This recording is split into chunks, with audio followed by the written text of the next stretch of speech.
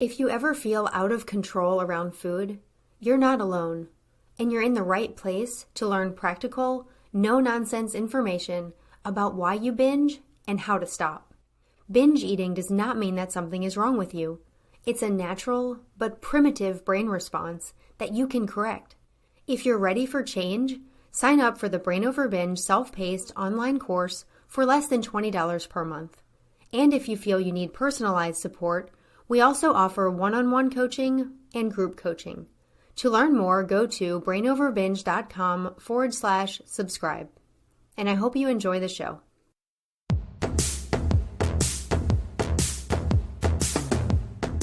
Welcome to the Brain Over Binge podcast, where you learn a simple, brain-based approach to ending binge eating. I'm Katherine Hansen, and I'm glad to be back for another show. This is episode 101. And if anyone missed the previous show, which was episode 100, I did a best of the podcast episode where I pulled out some of my favorite clips from the podcast over the years that I thought contained useful information to review and keep in mind as you end the binge eating habit. Many people reached out to me to say they found that episode very helpful, so if you missed episode 100, I encourage you to go back and check that out. Starting with today's show, episode 101, I'm beginning a series of episodes to share the stories of individuals who have used the Brain Over Binge approach, as well as their own insights and ideas and other forms of support to end binge eating. This series will be at least a few episodes featuring several inspiring people. I've already recorded some interviews and they were amazing, and I know you're going to find the Recovery Stories shows extremely inspiring and also filled with practical suggestions and insights that you can use in your own recovery. I believe that the more people that share their own story, the better, because it helps everyone who struggles with this realize that they are not alone. And it also puts a lot of unique ideas out there, which you can then incorporate into your own recovery in a way that makes sense to you. And just hearing other people's stories can help you have important realizations and discoveries of your own about how to move toward a binge-free life. This is why I shared my own story in Brain Over Binge, and for those of you who don't know, I have a new edition of that book that I published just a couple of months ago, and you can find links to the new book in the show description. In sharing my own story in the book, I fully understand that everyone is so different, and no one's recovery is going to look exactly like mine. Everyone faces their own unique challenges and finds a way to overcome them, and I hope that the recovery stories that you'll hear on this podcast will help you see that you can make recovery work for you in your own authentic way. With all of that being said, today is Recovery Stories Part 1, and I thought what better way to start the recovery stories than with our very own Brain Over Binge coach, Julie Mann. I had a wonderful conversation with Julie, and I know so many of you are going to be able to relate to her story and find hope as you listen. So I'll go ahead and share Coach Julie's story. Julie, I'm so glad to have you back on the show. Hi, Katherine.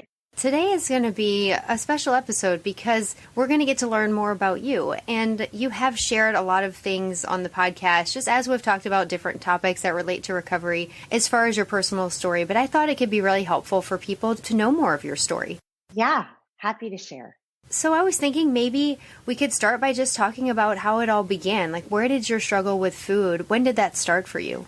Well, I always say, I think it started when I was 11 because I just remember that, I started getting boobs and a butt and my mom said, "You're getting fat. You need to go on a diet." And I really didn't know what a diet was at the time because I was 11 years old. And I said, "Oh, okay." And she had this Xeroxed piece of paper from Weight Watchers. And it was on our fridge, and that was what I got to eat. So breakfast was like a cup of non-fat yogurt and an apple. And for lunch, I could have a slice of turkey and a Wassa cracker. And then for dinner, I remember she would make me giant bowls of steamed vegetables and a diet ice cream. Like that was my day. And I remember it down to the details because, I was 11 years old. Wow. And, shortly after that, I remember her giving me diet sodas and black coffee with sweet and low, things like that, like all of the things to kind of fill me up without having any calories. And from that point forward, food became all I could think about. And that makes sense, right? Like knowing what we know now about what dieting does to the brain, and just for a young child to be in that food deprivation state. And what she saw as you getting bigger was just a normal part of maturity, a normal part of growing up.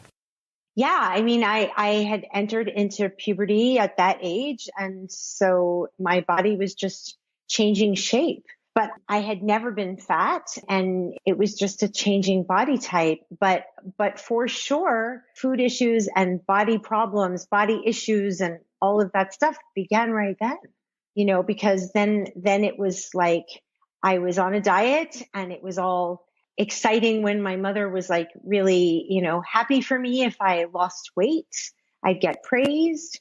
And then if I gained weight, I definitely had the sense that I had done something wrong. And yeah, there was just so much judgment and shame around the size and shape of my body. And pretty quickly, I made this connection that my worth and my value came from my size and what I had eaten in a day. Yeah, and just hearing you talk about that, and you can see how, as a young child, if you're getting praise from a parent, someone you look up to for the size and shape of your body, you can see how that can become so deeply connected with your self-worth. Yeah, because it also, knowing what we know now about the brain and the prefrontal cortex, and the fact that I didn't even have, we don't have fully formed prefrontal cortexes until we're 25 years old. And I was 11. Yeah. And so that patterning, it started at 11.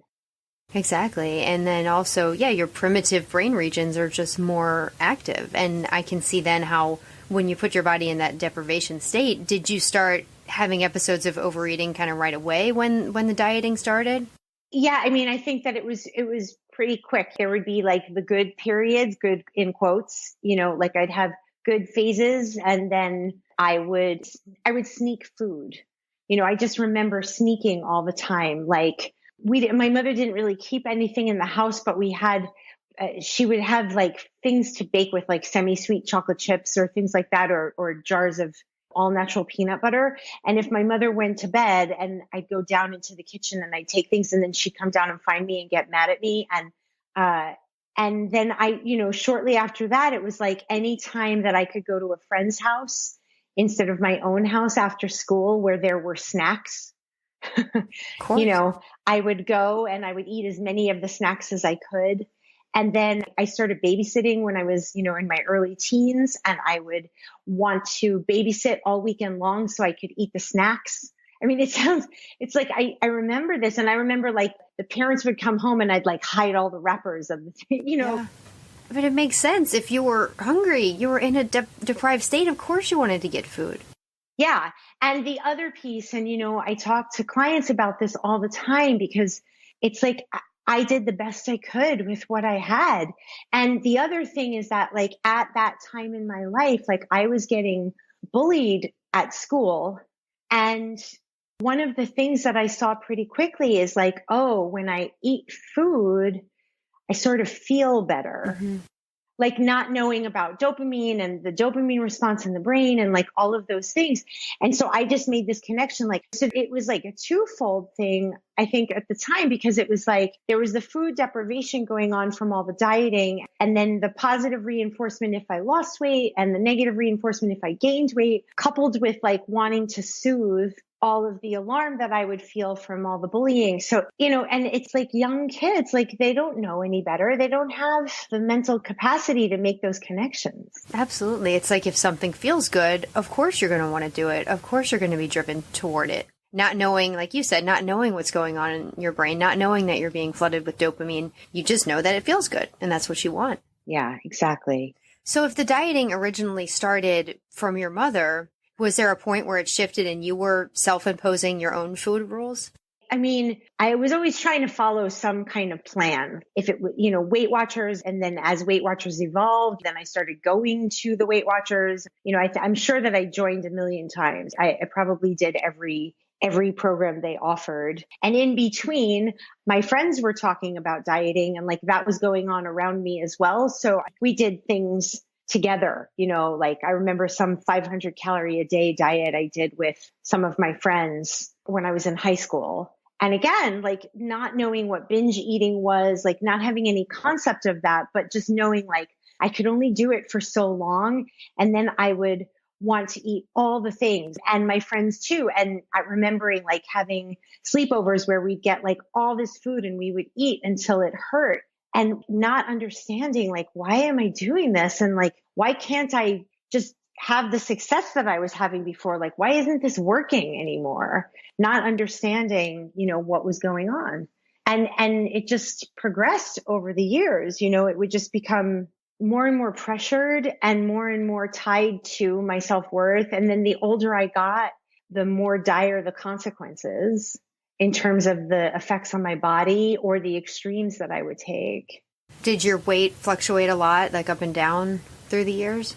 I mean, I would say that like for most of the time, it was like 20 pounds up, 20 pounds down, 20 pounds up, 20 pounds down, 20 pounds up, 20 pounds down, until I hit my 40s.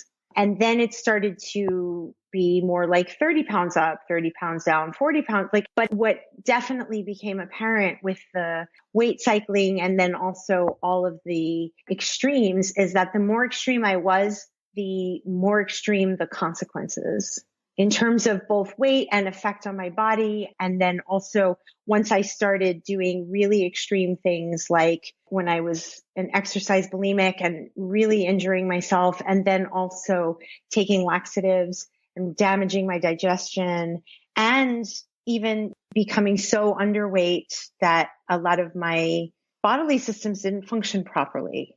Did the purging start at an early age as well?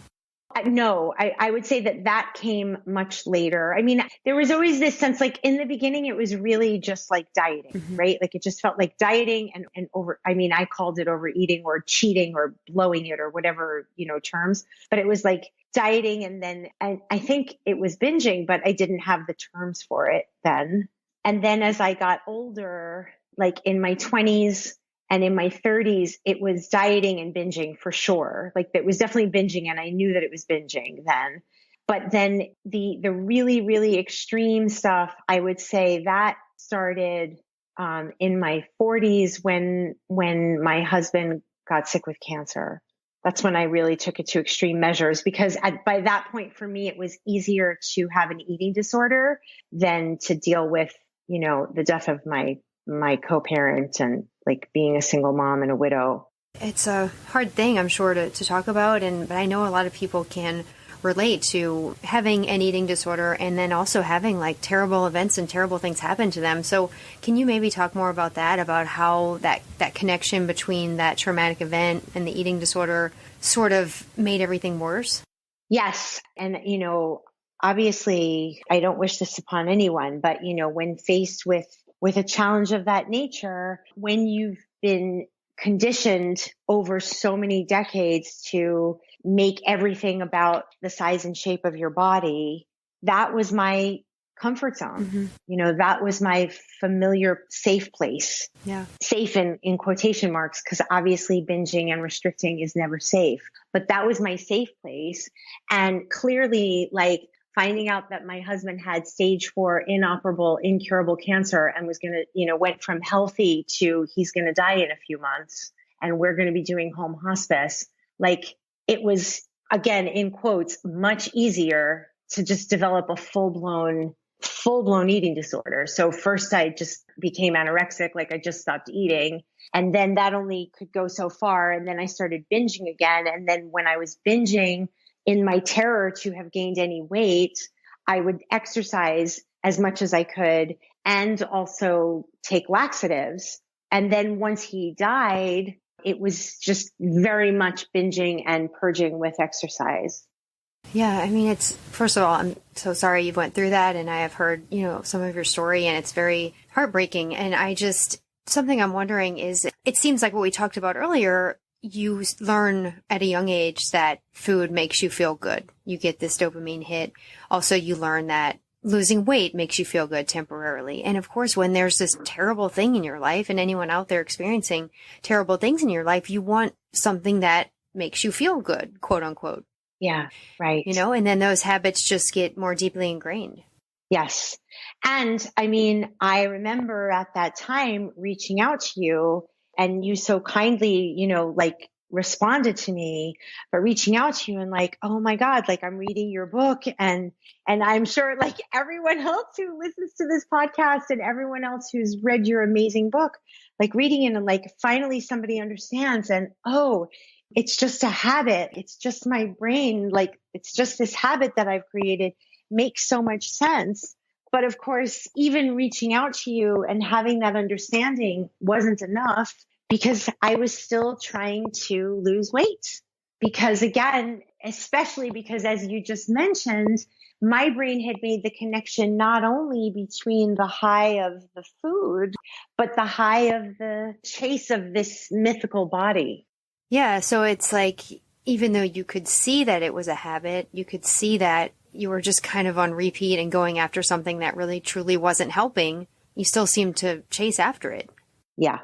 Maybe we could back up a little bit as far as like, I know that you read my book and that helped you, but it didn't turn things around, right away. But maybe we could back up a little bit and talk about like what other forms of help you had sort of tried up to that point to where you got to the point where you read my book.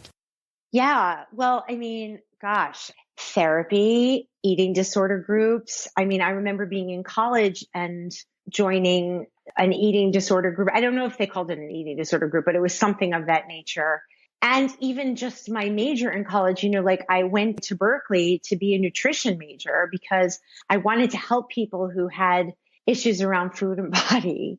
And then, was still trapped in that whole cycle. And so in college, joining these groups. But the problem, of course, was that the groups were all about like making peace with your bodies. And what was I doing at night, once a week, going to Oakland, California to a Weight Watchers meeting? So I was in the eating disorder group, right? That was talking about body positivity on Wednesday, let's say. And then Thursday, I was going to my Weight Watchers meeting. Yeah. So I was trying to diet while trying to heal from an eating disorder in college. Right. And then same thing, like I would go to get therapy, like when I was out of college and I was working, I was getting my master's. And I remember that I was seeing an eating disorder person through NYU while trying to diet. I'm thinking about it now. It's like I'd be dieting and then I'd go to my eating disorder therapist who'd be telling me to like incorporate dessert every day or something. Yeah, and I'd be like, yeah, sure. And then I'd go and, try to diet. Did you notice the inner conflict at the time? Like, could you see that you were kind of sabotaging? Not at all. Not at all. Like I just was like, of course I can make this work. Like she'll help me deal with whatever issues, quote unquote, issues I have, but I'll also diet. I mean, it's hysterical. But again, I think that's the really interesting thing to see. It's very revelatory to talk about this, but it's like the 11-year-old brain got two messages, right? Like being a certain shape and size gives you like the ultimate, your mother's love and like approval, right? And also when you eat a lot of food, you get this kind of like dopamine. It's anyway. So it's just very interesting how that pattern just continued and continued and continued. Yeah, it is so interesting because you're chasing after both things, which are in conflict with each other. Because every time you try to feel good with overeating, binging, it sabotages your weight loss efforts. And then when you try to lose weight, it sabotages your efforts to quit binging. Exactly. And so again, like that pattern just kept continuing. Even when I read your book, even when I started taking your courses, I mean, I was always like, yeah. I'm going to allow urges. I'm going to like the urges. I got that, but there's no way I'm eating adequately. Forget that.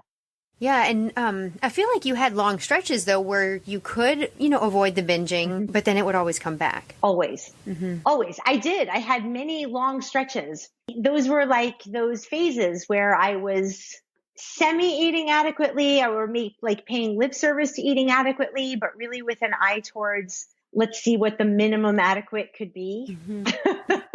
Yeah, that's a good point. I think people do try to get by with the least amount possible that maybe could be considered adequate, but that's just not supporting yourself and supporting your healing.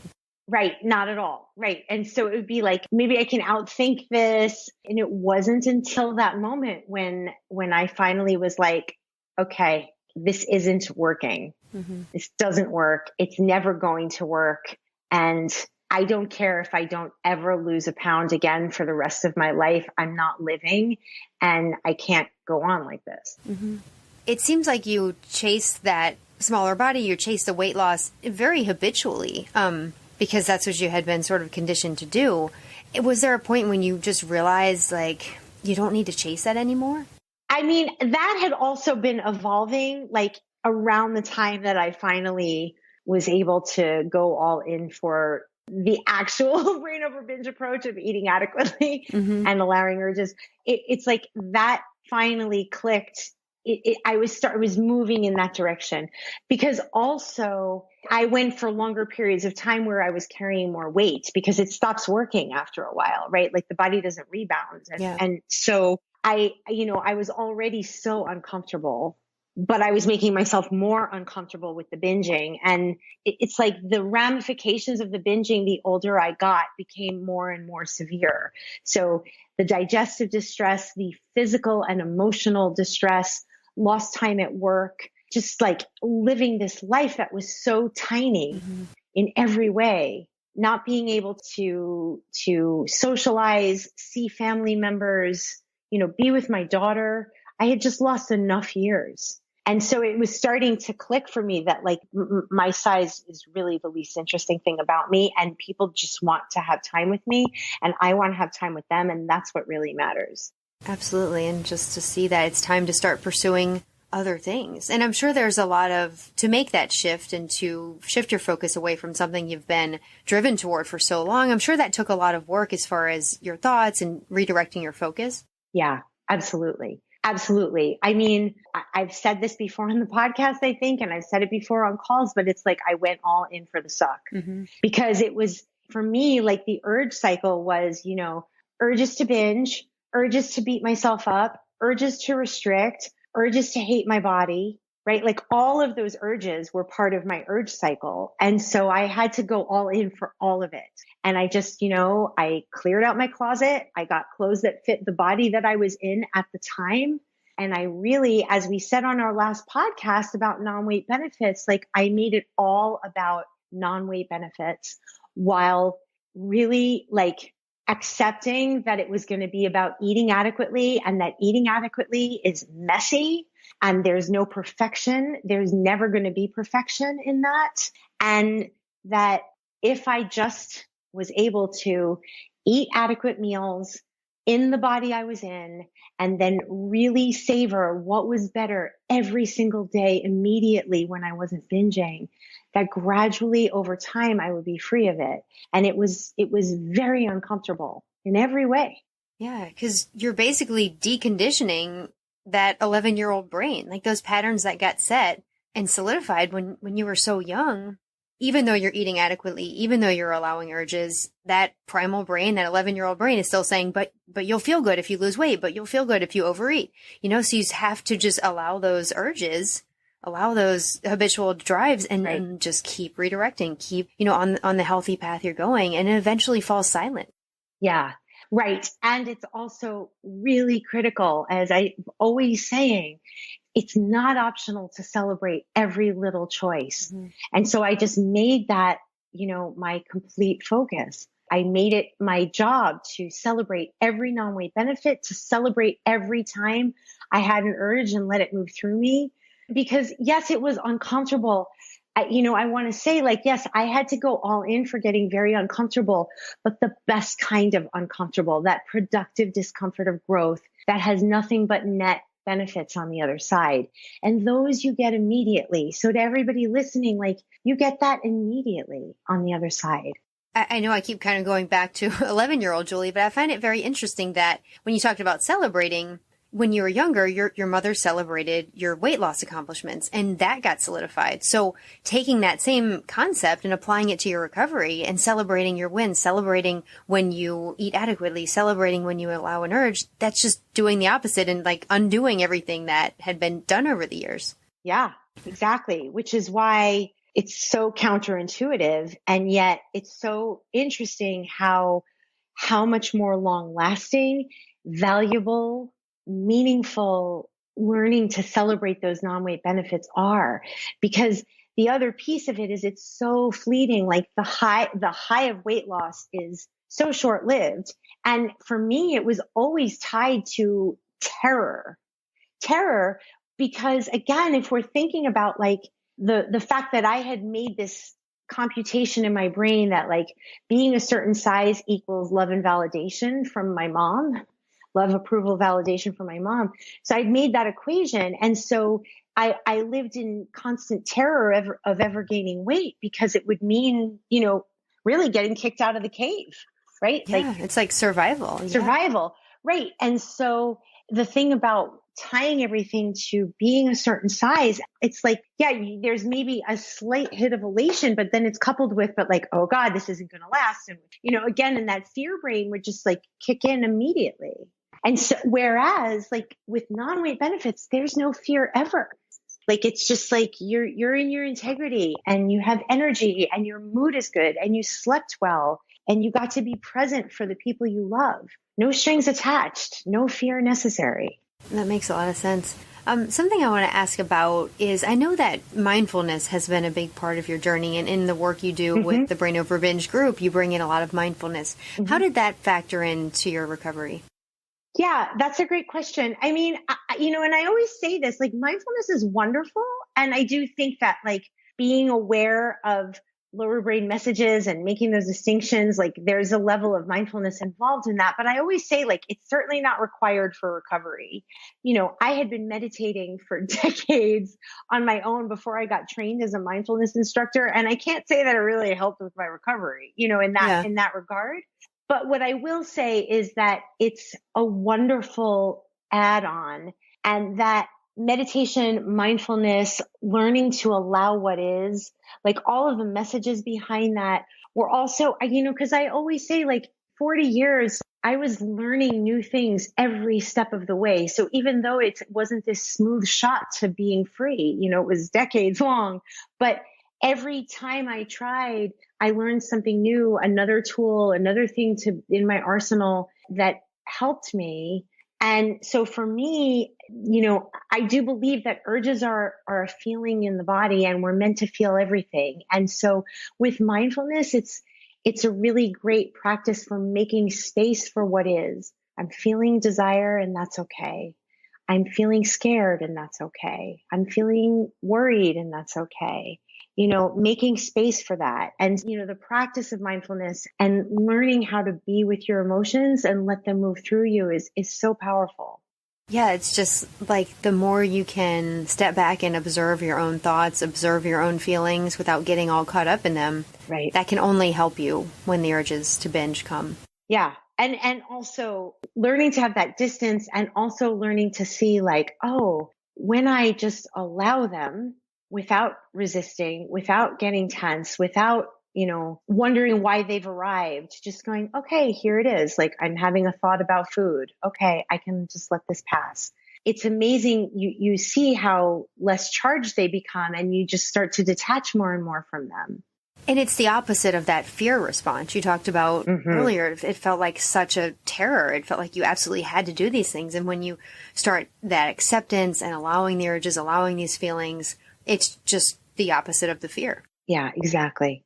A couple other things I'd like to address, because I think the listeners could really relate. As far as like parenting as someone with an eating disorder, I felt fortunate that my eating disorder was over before I became a parent. But I hear from a lot of parents out there who struggle with this while raising a child. And I'm wondering if there's anything you'd like to say to people in that situation. Yeah, I mean, that's a great point. And it was really, really, really important to me that my daughter not take on any of my disordered behavior. I mean, it was critical to me. And my daughter and I have very different body types. And I was always very open and honest with her about what was going on with me. And I also was very open with her that dieting always leads to weight gain.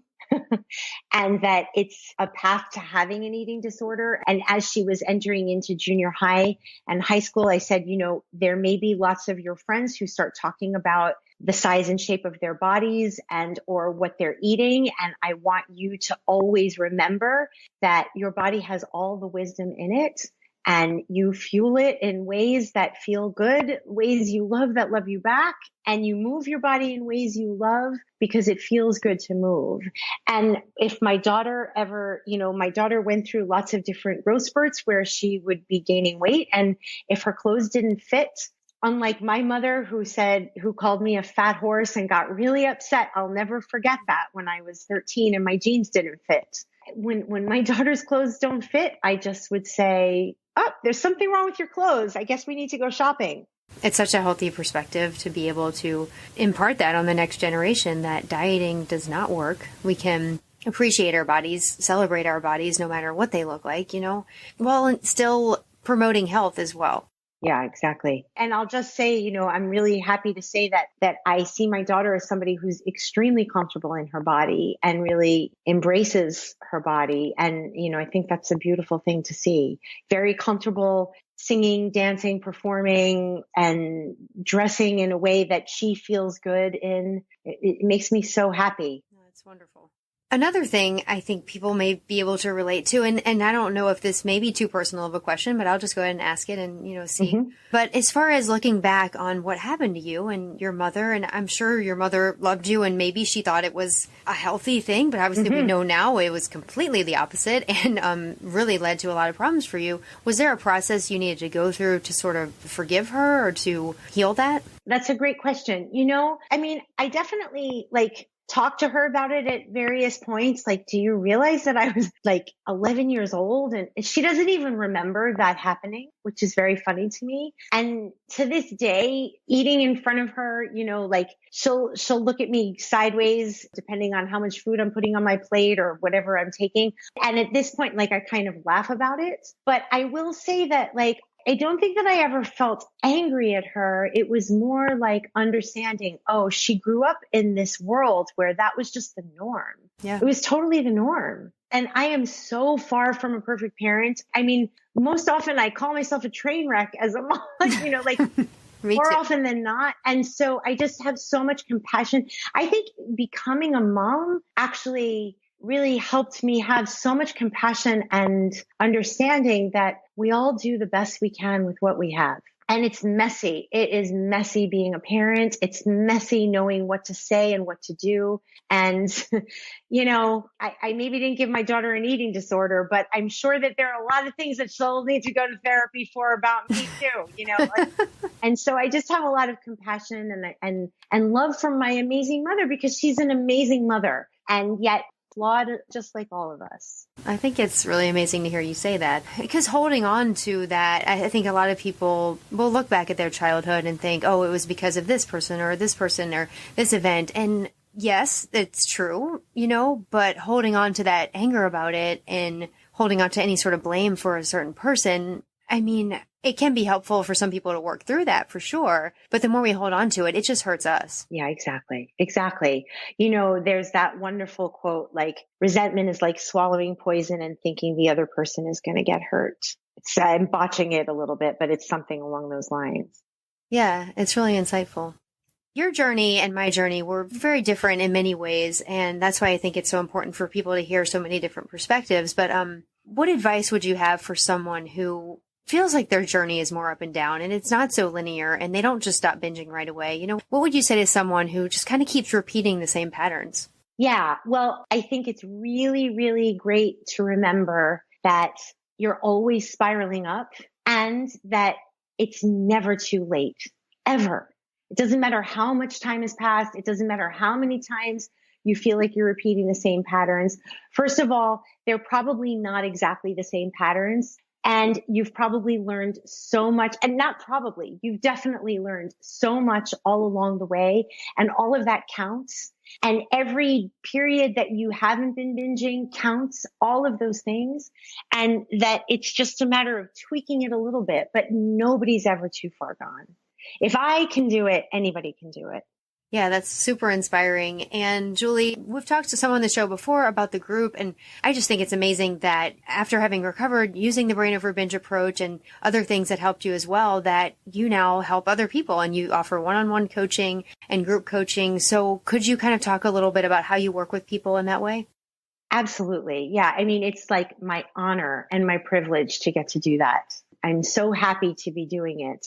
So when I work one-on-one with clients, obviously it's a session completely tailored to their needs and whatever's coming up for them. And I work very closely with people for as long as they want and need in that capacity. And then the wonderful group is this beautiful community where we have weekly live coaching calls every Sunday at 10 a.m. Eastern. And people are welcome to join anytime. And in addition to the live coaching, there's a beautiful forum where members support each other and they can get written coaching from me, and they have access to your amazing audio course. And they also have access to all the lessons that I teach on topics that we cover here on the podcast and many, many more, and guided meditations and so much. So it's also a wonderful way to get support. I always say I'm the coach I needed but could never find. Absolutely. And it means so much to me to have you doing this, because it's very rewarding seeing you come through what you came through, seeing you overcome the struggles that you had, and now passing on that help to others, supporting others in their own journeys is just amazing to me. Thank you, Catherine. It's really my honor. Well, thank you so much for coming on the show today to share your story. I know that everyone will find it very helpful, so I hope to have you back again soon. It'll be my pleasure. Thanks, Catherine. Thanks to all of you who listened to Julie's story today, and thanks again to Julie for sharing. As I talked about in the interview, it's wonderful that she's now helping others find their own way to recovery as well, and making such a huge difference in the lives of others. I'm going to end the episode today with a note that one of the Brain Over Binge group members sent to Coach Julie. She said, "Julie, when I revisited the Brain Over Binge podcast a few months ago and heard your voice, it really changed everything. It was a pinnacle moment for me because it isn't often that I feel drawn to therapists or coaches like that. It takes a powerful, unique, special, and wise soul to catch my attention, and you have such a magnetic energy about you. Everything about your approach resonates with me so much.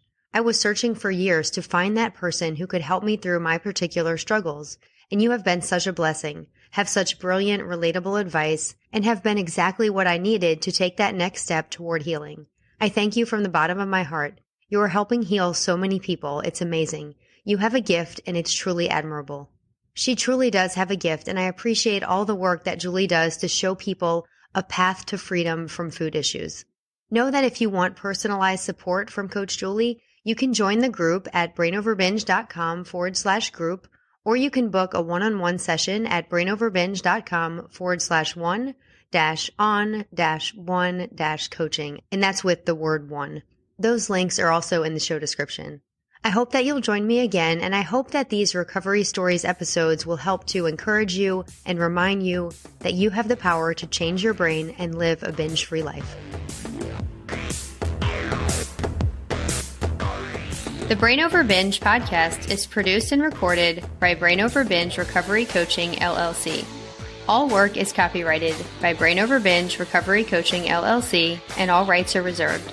As a disclaimer, the hosts of the Brain Over Binge podcast are not professional counselors or licensed healthcare providers, and this podcast is not a substitute for medical advice or any form of professional therapy. Eating disorders can have serious health consequences, and you are strongly advised to seek medical attention for matters relating to your health. Please get help when you need it, and good luck on your journey.